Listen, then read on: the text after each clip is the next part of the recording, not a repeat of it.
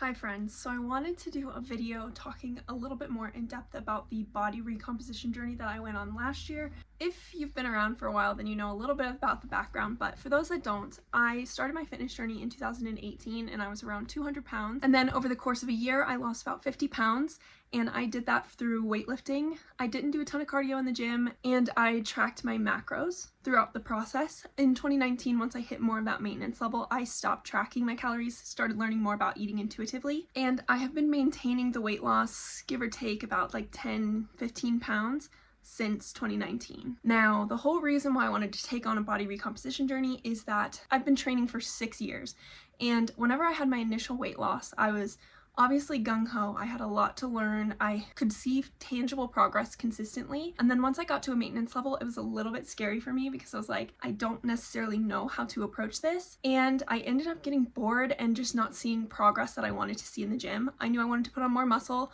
I knew there was some leaning out that I wanted to do. It wasn't like my number one priority, but I really wanted to focus on building muscle and strength and overall improving my performance in the gym. So with that, I was maintaining within that weight range up until about the end of 2022. Near the end of 2022, I was in a job I did not like. I was dealing a lot with mental health issues and I did put on some weight.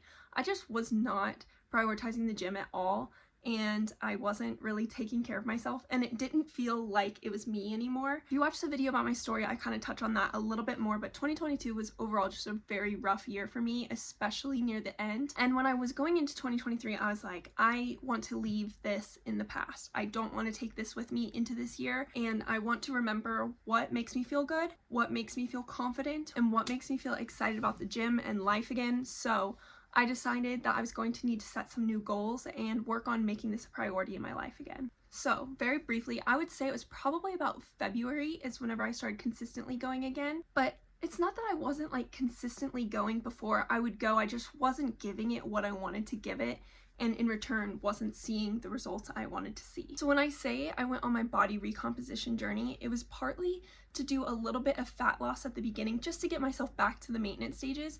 And then from there, I wanted to put on more muscle and just change the shape of my body, not so much focus on the weight loss aspect. And so now here we are today. So I'm going to break it down into a couple of sections because obviously we have the nutrition component, the training component, and kind of like what changed between my weight loss journey, my maintenance, and being on the body recomposition. Okay, so first up, we'll talk about the nutrition component. So whenever I was first approaching this journey, I was eating in a slight caloric deficit, and I mean slight. It was nothing crazy. I wasn't going on full like weight loss trying to aim for 300 to 500 calories less than my maintenance, just until I got back down to my maintenance weight. I did not track. Occasionally I would log in what I ate for protein that day because I was really trying to emphasize getting enough protein. This was something I neglected for so long, and once I started paying way more attention to it, I saw so much more progress. So I was eating in a slight caloric deficit for only about 4 or 5 months before I decided to go back to my maintenance level. I just really tried to make sure that protein was a priority for me, and also eating just way more nutritious foods. Because whenever I was ending 2022 and I had put the weight back on, I had honestly slipped away from a lot of the eating habits that I knew made me feel better, and I wanted to build up the habits that I had previously. So after about those 4 or 5 months, I decided that I needed to kind of bump up my calories back up to maintenance, and I continually tried to make sure that I was still getting enough protein in. Protein is so important and it's so good for you, and I'm just so glad that I made that choice for myself because it helped so much to be able to see actual progress. And now let's talk about the difference in training. From the start of my fitness journey in 2018, I have always lifted weights. I always loved weight training. There is so much variety and progression to be had with weight training, and that was something that was always really appealing to me, and the reason why I've been able to stick with it for so long, because I've been able to mark my progress in so many other ways than just what I look like or what the scale says. With that being said, what necessarily changed from my training?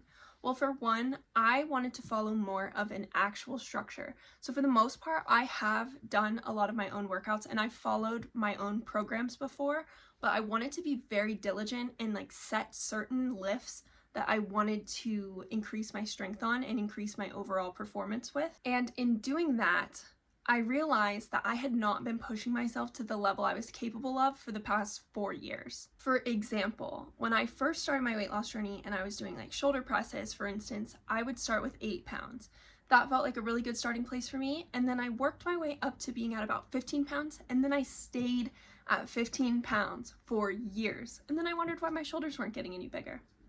Like, babes, you're not pushing yourself enough. Last year, I set out with very specific strength and performance-based goals to ensure that I was actually continually pushing myself and practicing progressive overload. I've always encouraged progressive overload, and I knew what it would look like, but I never stuck with it enough for like a long enough time period. It was always more short term that I felt like this was where I was going to make that little bit of change in my training. In addition to that, I implemented so much more training till failure that my workouts were technically shorter. I was doing less exercises per workout or per gym session, but the quality of my workouts increased so much. It was no longer trying to do 6 to 8 different leg workouts and giving them half energy, or doing them with full energy but not ever like moving up in the weights. And it was more of focusing on 4 to 5 movements and giving them my 100% effort, increasing the weights whenever I could, and just really pushing myself out of the comfort level that I had been at for a while. And for a really long time, I struggled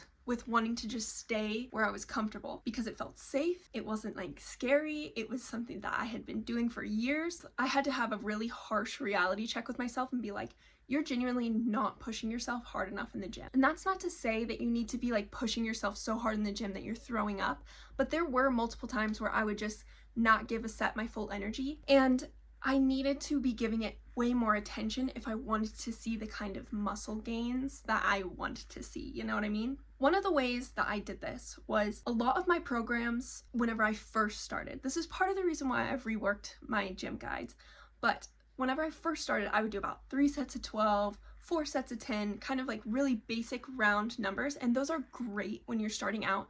But if you're wanting to push yourself a little bit more or see more muscle progress, I gave myself rep ranges to aim towards. So I'm going to put this up on the screen so you guys can follow along while I write it out, because I want to explain how I was doing my sets, because it's kind of hard to type out and not just like say it directly. So I want to have the visual and the auditory so you can understand. So let's say I was doing 8 to 10 reps for shoulder press. So if I grab a 20-pound set of dumbbells and I can easily do 10 reps, this weight too easy.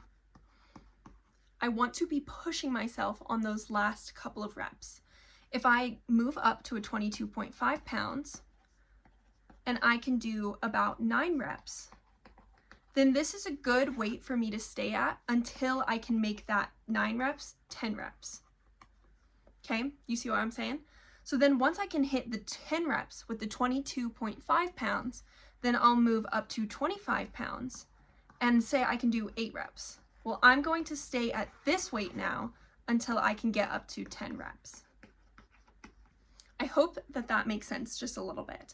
But that's kind of how I approached most of my major lifts. So things like shoulder press, bent over rows, lat pull downs, squats, RDLs, any kind of like major lift that I felt like I could really safely do this with, I wanted to do it with. You want those last 1 to 2 reps, you want them to be a little bit of a struggle. You want to be pushing yourself, still using good form, but you want to be pushing yourself just a little bit more so that it's actually a little bit of a fight. In addition to this though, I started implementing a couple of movements until failure, movements that you could safely do until failure. So I'll have maybe 2 or 3 sets where I have kind of my rep range to aim towards, and that last set I will go until I physically cannot complete another rep.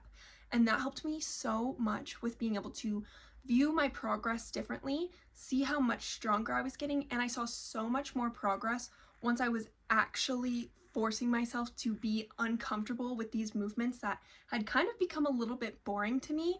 They now had a new exciting element to them. But those were kind of the biggest changes to my training. As far as cardio goes, I legitimately have always just tried to stay active in my day-to-day life and not so much going to the gym and being like, I'm gonna do the stair stepper for 20 to 30 minutes. That was not enjoyable to me. There was no way I was going to be able to stick with that. So I knew that that was not gonna be the way for me. That is what I tweaked to my training to make it more effective for this experience. Now that I kind of gave an overview of each part, I wanna go ahead and answer. I have Lots of questions on here. I'm going to go through and pick some that I might not have already answered and hopefully give some more clarification on the process. First up, I need the secret. I want my body to change. That is exactly what I was telling myself a year ago today. And unfortunately, there is no major secret, but one of the things that helped me so much was getting over my fear of being uncomfortable and my fear of not being able to push myself. I know that that's like kind of a tricky thing to do, but I had really sunken into a level of comfort that I was like kind of afraid to steer away from what I already knew. So being able to push through that, learn how to train better and get more quality from my workouts, you just got to start. And you can start small. You don't have to start going extremely gung-ho right away, working till failure every time. You can build up your confidence with some of the movements before you're trying to like push yourself to the limits that you didn't even know your body was capable of. There's no timeline. It's a literal journey, not a destination. Those are my secrets. That's what has helped me throughout the whole process. Okay, there's a lot of questions about diet, and typically like I get a little bit nervous to talk about diet because I know that it can be kind of a tricky subject for some people. So I'm going to speak from my personal experience. How do you find and calculate maintenance calories, deficit calories? This is a great question. So calories depend on so many different factors. And I know that this can be really, really tricky, but if MyFitnessPal is telling you you can only eat 1,200 calories, delete the app. You can go in and change it to have the calories that you are actually supposed to be eating. Nobody should ever tell you that you should be eating 1,200 calories to safely take care of yourself. That is not okay. So what I'm going to tell you is there is a thing called tdee, which is your total daily energy expenditure. And this takes into account your height, your weight, your age, your sex. Everything involved with it is going to impact how many calories your body burns. So there's a few different equations that you can follow to get this number, but there's also some really good calculators online. It'll give you that number based off of your specific data that you have that factors into what calories you can eat. And there are a bunch of different like macro calculators and stuff that you can follow, but I've seen that a lot of them have a lot of variation and some of them are not quite as good as I would personally recommend. I can find a couple and I'll link them in the description of which ones I would trust versus not trust. From there, to find your deficit, for weight loss, typically people will say like subtract 500. I like to subtract like 300 at first, and then you can kind of see where you're at and kind of tell how you're feeling. I know that at the beginning of my weight loss journey, I started with a slighter deficit because I wasn't used to eating in a deficit. I was used to eating in a very much caloric surplus, and I felt like if I was trying to instantly subtract like 500 calories from what my maintenance was supposed to be, I was struggling a lot with feeling hungry and feeling tired, not feeling fueled. So I cut that number down just a little bit, and then once I kind of got used to it, I could reevaluate from there. So whenever I was tracking, I would like to revisit every few months or so what I was kind of sitting at and trying to see like how my body felt. Because the biggest thing is listening to your body, because if you aren't enjoying it and you're miserable and you're afraid of food, it's not going to last and it's not a healthy and sustainable way for you. Next question. Would you have started your body recomp earlier in your weight loss journey? And I think the answer is yes and no. Obviously, from like a surface level, I would have loved to have said yes and have started it sooner. However, I feel like those awkward years in between from like 2020 to about 2023 really helped me. I like matured a lot during that time, and I feel like I was able to take this on more seriously and more for myself than I would have if I had done it whenever I was like 21. Taking this on just a little bit older really helped me kind of understand the process more, understand more about my body, and be able to push myself a little bit more. So like at a surface level, yes, I would have loved to have done this sooner because I feel like all the lessons that I've learned have been so valuable, but I also just don't feel like I was ready for it yet, and I needed that kind of transition phase in between to figure out how I felt about everything before I took on another component of my fitness journey, if that makes sense. So the next one is, how often do you try to increase your weight on lifts? This is a really good question because I don't have like a specific number that I'm trying to increase them by, because each day can feel a little bit different. Some days I go in and I'm feeling so good, I'm feeling so strong, and then the next day I just don't even want to be there. I can't give it my all. So I didn't give it a specific timeline. I went more off a feel, but I had more like short-term and medium-term goals that I would set for weights that I wanted to hit. I hope that makes sense. But basically following that rep range helped me a lot to know whenever I could increase my weight, because I could actually tangibly see the progress. So I, again, didn't give myself a full timeline of whenever I would change them. It was just kind of based off of how I felt within my rep ranges that I gave myself each day. Where to start? Do you have to work with a professional? The answer is no, but it is really good to do your research and be informed on your own. Fortunately, I had my mom, who was a personal trainer for a really long time, who knew a lot about this. I had myself, who has been a personal trainer, knew a lot about this, and I also went to college for exercise science, graduated with my bachelor's of science. So I had enough background information going into it that I did not personally work with a professional, but I still sought advice from people who were smarter than me and knew more than me and could help tweak certain things, but I didn't necessarily work one-on-one with a coach.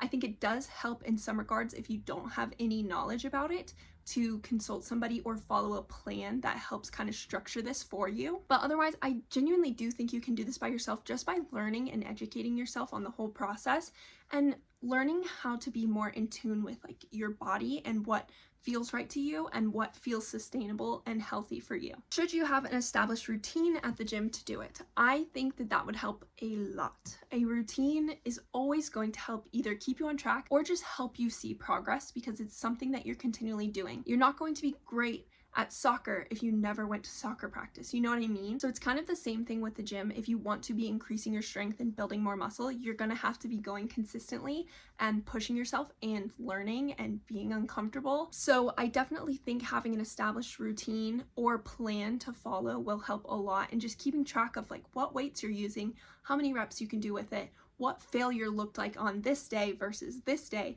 So you have all that stuff to compare to, and then you have different ways of marking your progress, because I'm a huge advocate for making sure that you have a variety of things to celebrate, not just what you look like. Okay, what is the difference between body recomp and just wanting to build muscle, or are they the same thing? If you want to pack on a lot of muscle, a lot of the times you're going to want to go into a caloric surplus where you're eating more, which is also a lot of times coined as a bulk. And body recomposition, you're putting on muscle, you're leaning out, you're changing the shape of your body around the same weight that you already were. So you're not going to see weight loss or weight gain necessarily, but you're going to change the way your body looks. And you can still put on muscle during a body recomp and eating at your maintenance. You just won't see the same kind of muscle growth that you would see in a surplus where you're eating a lot more. Kind of a different process in general. Somebody else said, what is your weight? Very curious if you ended up gaining more weight with the muscle or vice versa. Right now, I weighed myself for the sake of this video. I'm sitting at around 128, so I am definitely a lot leaner than I was. It's a little bit tricky because I did do the fat loss phase at first, so that puts me at 70 pounds down overall. But since I treated it like a fat loss phase at first, as opposed to doing body recomp, I experienced a little bit of a shift. I've been sitting at the same weight for several months, and I don't think that you can necessarily really tell. I do look different today versus how I did at the same weight 4 months ago. So you can kind of see the differences here. Somebody asked, is it possible to do without counting calories? It is triggering to count them for me. I did not count my calories. I have not counted my calories since 2019. So yes, it is possible. I think that it can be kind of a tricky thing to navigate in general, and I understand how it can be very triggering. A lot of people will say that you can't see the progress that you want to see without tracking, and that's not true. I feel like a lot of it is listening to your own body and your hunger cues and understanding that if you're prioritizing food that makes you feel better, then it is okay to do without counting. And I mean, I didn't count, so yes, it is possible. Somebody else said loose skin, how did it go away? Babes, it didn't. Full disclosure purposes, I'm going to let you know, I have loose skin. I do have some that hangs down and kind of bunches up, especially when I sit in certain positions. You can see it kind of fold up and hang off. I have some around my arms, I have some on my chest, I have some on my legs. It's just not something that's a huge deal for me. I feel with the original weight loss, I didn't have any loose skin. Part of that was I was 19 years old. I also took it slow, and I feel weightlifting helped a lot. It does not go away. I have it.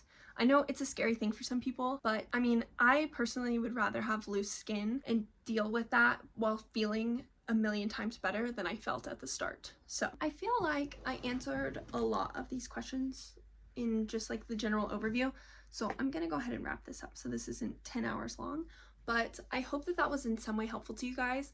If you have any questions, you can message me on Instagram, or I'll put my email down in the description. You can send me a little email and I'll try to get back to you.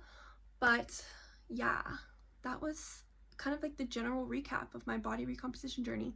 It's been a different experience for me than weight loss in terms of how I've approached it, but it's also like kind of the same. So it's been really, really fun and exciting to see like how I can push myself and get stronger, but also change like the shape of my body, because I was at that comfortable level for so long that being able to kind of like push myself to different limits and set new goals has been super exciting for me. So I hope this was helpful. I love you guys very much, and I'll see you in the next video. Sorry, this one was a little bit delayed. We've had lots of stuff going on in my family and just in life in general, so I fell a little bit behind, but I will be back on my schedule very, very soon. I'm hoping to maybe get 3 videos up this week to make up for missing on Saturday. We'll have to see though. But I love you guys so much. Have the best day ever.